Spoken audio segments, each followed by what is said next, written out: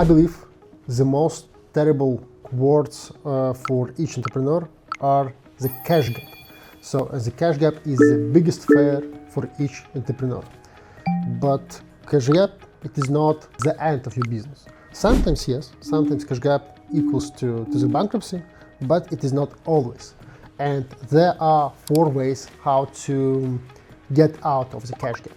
So, and we will go through it, but first of all, we need to understand, is our business really in cash gap and we have some cash issues or not, and how big is this cash crunch, and how fast we can recover the situation. And also we need to understand why we are in this situation. In order to do it, so in order to understand the level of cash gap and to assess our current situation, we need to use cash flow reporting. So we need to just count all the cash. We need to, not P&L, but specifically cash flow, because in P&L, some of our future payments are counted as our current revenue. But in reality, we don't have those money in our bank account.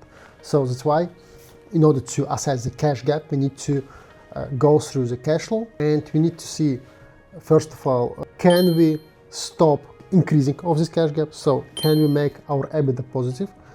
Also, we need to understand why this cash gap happened. Cash gap can happen because of several reasons. The first reason is problem with our business model. It means that our revenue is lower than our COGS, so cost of goods sold.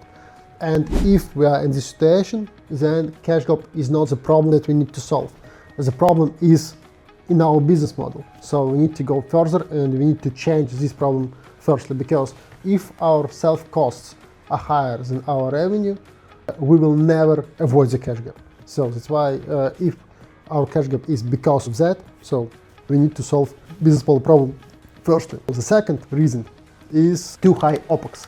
And usually, I mean, it is the most common reason, and 99% of all the startups until Series B, I believe, are living in this situation, and they have some revenue, some gross profit, but their OPEX is so high that they are always consistently in cash gap situation.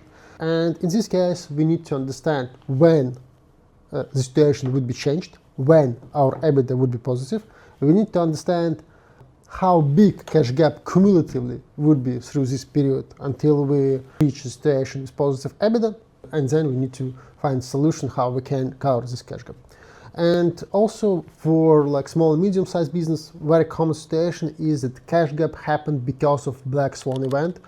For example, some fines or some extra capital expenditures. So in this case, also we need to be sure that yes, our EBITDA is positive, we need to cover it, and we need to just understand how much money we need to have just in this time to cover those expenses. And when we have assessed the amount of money that we need to have to cover our cash gap, so this amount is not only historical debts, but also the future minuses if we are going to have it. So we need to understand the most relevant, the most realistic, and the most beneficial for us as for business way how we will cover this debt, where we will find money. The first 2 options are more relevant for small, medium-sized business when they just had some black swan event, and because of that they have problem with their cash flow.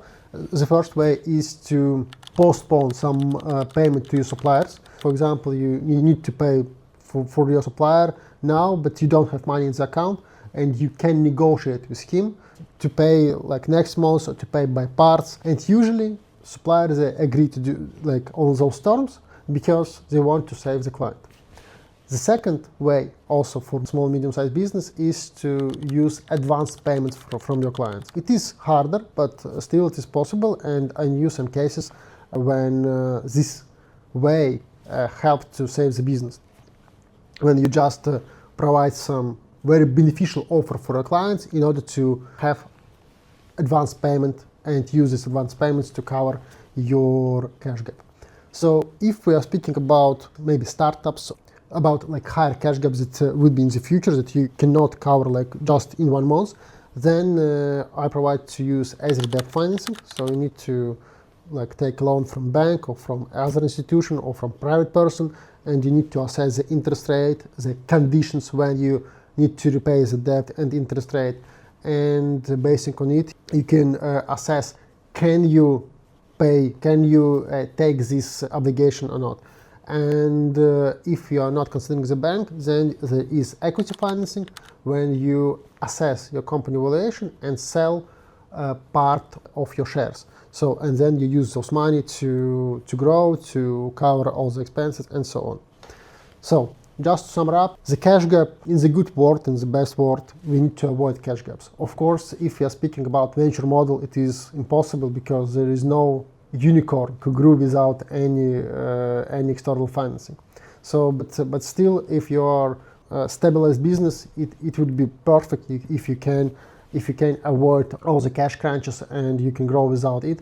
And in order to do it, you need to make forecasts, you need to take the control on your finance, you need to have transparent finances. But even if you face some problem with your cash, it is not the end of your business. You always can save your business, but in order to do it, you need to find the reason of the cash gap, and you need to find the size of the cash gap, and you need to find the appropriate way how to cover it. We have prepared a financial model template for you that you can download on our webpage absolutely for free. Also, if you have any questions about your business, you can book also free demo call with our fractional CFO, and he will consider your business and will help you to find opportunities to grow. Also, we will keep posting videos about business reviews, about any insights, how you can improve your financial planning. So please subscribe on our YouTube channel, and we will inform you how to grow.